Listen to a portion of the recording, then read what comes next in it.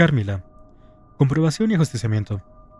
Mientras él hablaba, entró en la capilla por la misma puerta por la que Carmila había entrado y salido, uno de los hombres de aspecto más extraño que haya visto yo jamás. Era alto, estrecho de pecho, encorvado, de hombros cargados y vestido de negro. Su rostro era moreno y seco, con profundas arrugas. Llevaba un sombrero de forma extraña del ala ancha. El cabello largo y grisáceo le colgaba sobre los hombros. Llevaba gafas de oro y caminaba lentamente, con un curioso contoneo bamboleante, y en su cara, a veces vuelta hacia el cielo, a veces inclinada hacia el suelo, parecía haber una sonrisa perpetuosa. Sus largos y delgados brazos le bailaban, colgantes, y sus manos descarnadas, con viejos guantes negros demasiado anchos para ellas, ondulaban y gesticulaban en profundo ensimismamiento. «¡El hombre en persona!», exclamó el general, avanzado con manifiesto placer. «¡Ah, mi querido varón! ¡Cuánto me alegro de verle! No esperaba encontrarle tan pronto». Le hizo una seña a mi padre, que por entonces ya había vuelto, y condujo hacia él al increíble viejo caballero, al que llamaba varón, hacia donde estaba él. Le presentó formalmente y de inmediato se sumieron en vehemente conversación. El recién llegado se sacó del bolsillo un papel enrollado y lo desplegó sobre la gastada superficie de la tumba.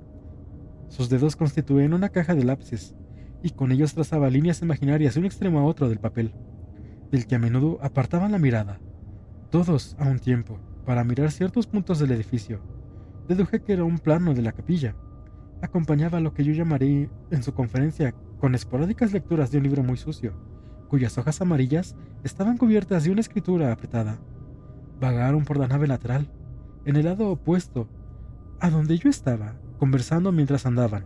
Luego se pusieron a medir las distancias a pasos, y finalmente se reunieron frente a cierta parte del muro y empezaron a examinarlo con gran minuciosidad, quitándole el líquen o lo que cubría y raspando el yeso con las conteras de sus bastones. Rascando aquí y golpeando allá. Finalmente descubrieron la resistencia de una placa ancha de mármol, con letras talladas en relieve de su superficie. Con la ayuda del leñador, que no tardó en volver, se puso a descubierto una inscripción monumental y un escudo tallado. Resultó tratarse del perdido monumento funerario de Mircala, condesa de Karnstein. El anciano general, aunque no muy dado, me temo, al humor de los rezos, elevó las manos y los ojos al cielo, en muda acción de gracias durante unos momentos. «Mañana», le oí decir, «estará aquí el comisionado, y la Inquisición actuará de acuerdo con la ley». Luego, volviéndose hacia el viejo de las gafas de oro que antes he descrito, le tomó calurosamente ambas manos y dijo: «Varón, ¿cómo puedo agradecérselo? ¿Cómo podemos todos nosotros agradecérselo? Habrá usted liberado a esta región que ha azotado a sus habitantes durante más de un siglo. El horrendo enemigo, gracias a Dios, está por fin acosado». Mi padre se llevó a un lado al forastero y el general le siguió. Supe que les había llevado donde no los oyeran para poder contar mi caso, y les vi lanzarme rápidas y frecuentes miradas mientras tenía lugar la conversación. Mi padre vino, me besó una y otra vez, y llevándome fuera de la capilla me dijo: «Es hora de volver, pero antes de ir a casa, debemos añadir a nuestro grupo al buen sacerdote, que vive a poca distancia de aquí, y convencerle para que nos acompañe al Esclós». Tuvimos éxito en esta gestión, y me sentí encantada de llegar a casa, porque estaba indeciblemente cansada. Pero mi satisfacción se cambió en desaliento al descubrir que no había ni rastro de Carmila. No se me dio ninguna explicación de la escena que había tenido lugar en la capilla. Y yo estaba claro en aquello que constituía un secreto que por el momento mi padre tenía la intención de no revelarme. La siniestra ausencia de Carmila me hizo aún más horrible el recuerdo de la escena. Las disposiciones para aquella noche fueron singulares. 2 criadas y madame iban a permanecer aquella noche en mi habitación, y el hombre de la iglesia montaría guardia, junto a mi padre, en la recámara. Justo en la recámara anexa. El sacerdote había celebrado ciertos ritos solemnes aquella noche, ritos cuya razón no comprendí, mejor que la razón de aquella extraordinaria preocupación tomada para mi seguridad durante el sueño. Lo vi todo claro al cabo de unos pocos días. La desaparición de Carmila se vio seguida por la interrupción de mis sufrimientos nocturnos. Conocerás sin duda la aterradora superstición vigente en Estiria superior e inferior, en Moravia, en Silesia, en la Serbia turca, en Polonia, incluso en Rusia, la superstición, así debemos llamarla, del vampiro. Si el testimonio humano tomado con todo cuidado y solemnidad, judicialmente ante innumerables comisiones, cada una de ellas formadas por muchos miembros elegidos, por su integridad e inteligencia, que han emitido informes quizá más voluminosos de lo que existen para cualquier otra cosa, vale para algo, entonces es difícil negar o siquiera dudar de la existencia de ese fenómeno del vampiro. En cuanto a mí, no me he oído ninguna teoría capaz de explicar lo que yo mismo he presenciado y experimentado, como no sea la proporcionada por la vieja y bien establecida creencia de la religión. El día siguiente tuvieron lugar en la capilla de Karnstein los procedimientos formales. Se abrió la tumba de la condesa Mircalla, y el general y mi padre reconocieron a la pérfida y hermosa huésped en el rostro, ahora expuesto a sus miradas. Sus facciones, aunque habían pasado 150 años desde su funeral, estaban teñidas con el calor de la vida. Tenía los ojos abiertos. Ningún hedor a cadáver surgía del féretro. Los dos médicos, uno presente oficialmente y el otro por parte del promotor de la investigación, atestiguaron el maravilloso hecho de que había una respiración tenue, pero perceptible, y una actividad correspondiente del corazón. Los miembros eran perfectamente flexibles. La carne elástica y el féretro de plomo estaba bañado en sangre, y en ella a una profundidad de 7 pulgadas estaba inmerso el cuerpo. Ahí estaban, pues, todas las pruebas admitidas de vampirismo. En consecuencia, el cuerpo, de acuerdo con la vieja práctica, fue levantado y una afilada estaca clavada en el corazón del vampiro que, en aquel momento, profirió un agudo chillido, en todos los sentidos semejantes al de una persona viva que sufre la más extrema angustia. Luego se le cortó la cabeza, y del cuello cortado surgió un torrente de sangre. Luego, el cuerpo y la cabeza fueron colocados sobre una pila de leña y reducidos a cenizas, que fueron esparcidas sobre el río, que se las llevó, y este territorio no ha vuelto a ser atormentado por las visitas del vampiro. Mi padre posee una copia del informe de la Comisión Imperial, con las firmas de todos los que estuvieron presentes en los procedimientos, anexas en testimonio de asentamientos con lo he dicho.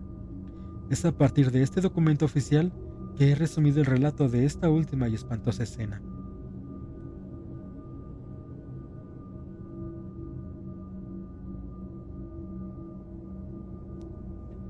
Conclusión. Supondrás que escribo todo esto con serenidad. Nada de eso, no puedo pensar en ello sin inquietud. Tan solo tu vehemente deseo, tan repetidamente manifestado, podía inducirme a poner manos a la obra en una tarea que me ha trastornado los nervios por meses, y ha reavivado una sombra del indecible horror que, años después de mi liberación, seguía haciendo horribles mis días y mis noches, y la soledad insoportable aterradora. Permíteme añadir un par de palabras sobre el extraño varón Borenborg, a cuya curiosa ciencia debimos el descubrimiento de la tumba de la condesa Mircalla. Había establecido su residencia en Graz, donde, dado que vivía con una pobre renta, que era lo único que le quedaba de las posesiones en otro tiempo principescas de su familia, en la Estiria superior, se dedicó a la minuciosa y laboriosa investigación de la tradición, maravillosamente autentificada del vampirismo. Se sabía al dedillo todas las grandes y pequeñas obras sobre el tema: Magia póstuma, Flegon de Mirabilis, Agustinus de Cura pro mortui, Pensamientos filosóficos y cristianos sobre los vampiros, de Juan Crisóstomo Herenberg, y 1000 otras, entre las cuales recuerdo tan solo unas pocas de las que prestó a mi padre. Tenía un voluminoso registro de todos los casos judiciales, y del que había extraído un sistema de principios que, según parece, gobiernan, algunos siempre y otros tan solo ocasionalmente, la condición del vampiro. Puedo mencionar de paso que la palidez mortal que se atribuye a esa clase de reaparecidos es tan solo una ficción melodramática. Presentan en la tumba y cuando se muestran en la sociedad humana una apariencia de vida saludable. Cuando se les expone a la luz en sus féretros, muestran todos los síntomas que han sido enumerados entre aquellos que presentaba la vida de vampiro de la condesa de Karnstein, tanto tiempo difunta. El cómo escapan de sus tumbas y vuelven a ellas durante algunas horas cada día sin desplazar la tierra ni dejar el menor signo de desorden en el estado del féretro o de las mortajas, es algo que siempre se ha admitido como profundamente inexplicable. La existencia anfibia del vampiro se ausenta como un sueño diariamente renovado en su tumba. Su horrendo apetito de sangre viva le aporta el vigor de su existencia despierta. El vampiro es propenso a verse fascinado con acaparadora vehemencia parecida a la pasión del amor por determinadas personas, persiguiendo a estas, y ejerce una paciencia y una astucia inagotables, ya que el acceso a una persona en particular puede verse obstaculizado de 1000 maneras. Jamás desistirá hasta haber saciado su pasión y succionado toda la vida misma de su codiciada víctima. Pero en esos casos economizará y prolongará su disfrute asesino con un refinamiento epicúreo, realzado por las aproximaciones graduales de su complicado galento. En estos casos parece como si anhelara algo, así como simpatía y consentimiento. En los casos ordinarios, va directo a su objeto. Lo vence por la fuerza y a menudo lo estrangula y aniquila en el curso de un solo festín. El vampiro está aparentemente sujeto, en ciertas situaciones, a unas condiciones especiales. En el caso particular que te he relatado, Mircala parece haberse limitada a un nombre que, aun no siendo su nombre real, reproducía, al menos sin omisión ni adición de una sola letra, aquellas que, como decimos anagráticamente, lo componen. Carmila hizo esto, y también Mircala. Mi padre le contó al barón Badenburg, que se quedó con nosotros 2 o 3 semanas después de la expulsión de Carmila, la historia del noble Moravo y el vampiro del cementerio de Karnstein, y luego le preguntó al barón cómo había descubierto la posición exacta de la tumba, tanto tiempo oculta, de la condesa Mircala.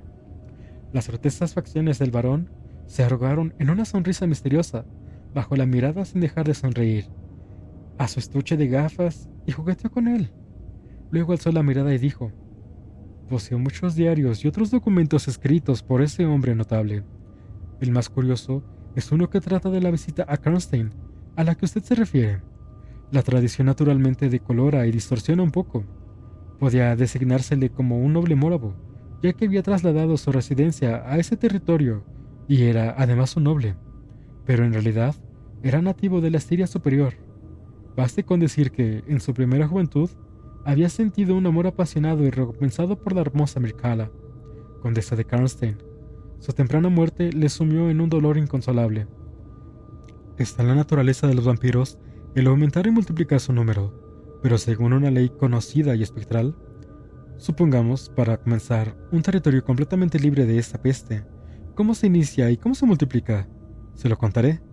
Cierta persona más o menos malvada pone fin a su vida. Un suicida, bajo ciertas circunstancias, se convierte en un vampiro. Ese espectro visita a gente viva mientras duerme. Ellos mueren y casi invariablemente en la tumba se transformarán en vampiros. Esto ocurrió en el caso de la hermosa Mircala, que había sido frecuentada por uno de esos demonios.